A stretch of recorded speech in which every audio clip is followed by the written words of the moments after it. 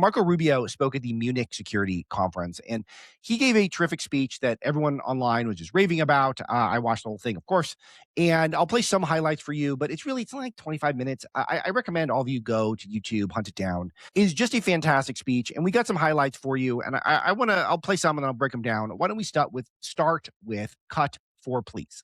That infamous wall that had cleaved this nation into two came down, and with it an evil empire, and the East and West became one again. But the euphoria of this triumph led us to a dangerous delusion that we had entered, quote, the end of history, that every nation would now be a liberal democracy, that the ties formed by trade and by commerce alone would now replace nationhood, that the rules-based global order, an overused term, would now replace the national interest, and that we would now live in a world without borders where everyone became a citizen of the world. This was a foolish idea that ignored both human nature and it ignored the lessons of over 5,000 years of recorded human history.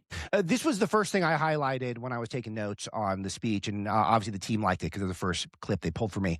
Trade and commerce would surpass nationhood is a profound statement. It's a very muscular statement that he's making. He's calling out all of Europe for their globalism, for their reliance on the UN, for their reliance on the EU, for their reliance on international superstates, NATO even, perhaps comes to mind. Things that are basically, dependent on the US's blessing in a lot of ways, but it just makes it so that nations have an excuse to get weaker and can get bailed out.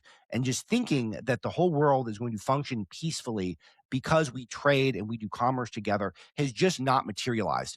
And for him to declare this it's so important. It's essential. I think it's one of the central lessons of the century.